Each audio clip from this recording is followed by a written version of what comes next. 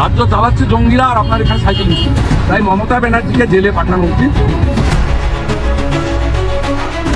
Doctor ইউনূসের নেতৃত্বে অন্তর্বর্তী সরকার গঠনের পর থেকেই ঢাকা নয়াদিল্লির সম্পর্ক তলানিতে গিয়ে ঠেকেছে। বিশেষ করে ভারতের ক্ষমতাসীন বিজেপির নেতারা বাংলাদেশ নিয়ে একের পর এক কটূক্তি করেই চলছে।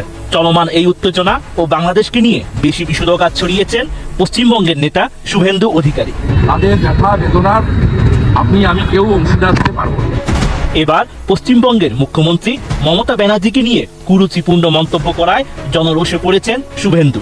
এমনকি জনরোষের মুখে শিকার হয়ে মারধরের শিকার হয়েছেন তিনি।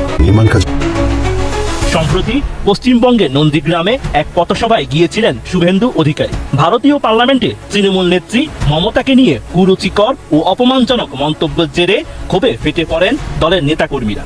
পথসভায় বিজেপি এই নেতা এলে তার উপর চড়াও হন তৃণমূল কংগ্রেসের নেতাকর্মীরা। এ সময় জুতা দিয়েও মারা হয় শুভেন্দুকে।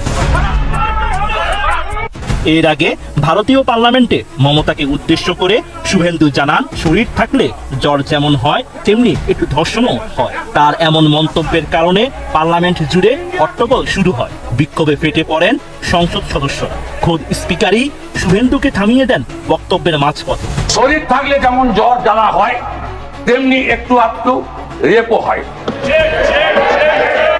এরপরই নন্দীগ্রামে পথসভায় এসে মারধরের শিকার হন শুভেন্দু। মারধর থেকে রক্ষা পেতে এক পর্যায়ে নন্দীগ্রাম থানায় আশ্রয় নেন তিনি। শেষমেশ পুলিশের নিরাপত্তায় জনরোষ থেকে রক্ষা পান বিজেপি এই নেতা। বাংলাদেশ নিয়ে নানা সময়ে কটূক্তি করে বিতর্কিত হয়েছেন এই বিজেপি নেতা। তার বক্তব্যের কারণে বাংলাদেশ ভারতের সম্পর্ক আরো খারাপ হয়েছে বলে মন্তব্য করেন বিশেষজ্ঞরা। বাংলাদেশের বৈধ প্রধানমন্ত্রী শেখ হাসিনা এমনটাই দাবি করেছিলেন পশ্চিমবঙ্গের বিজেপি এই নেতা।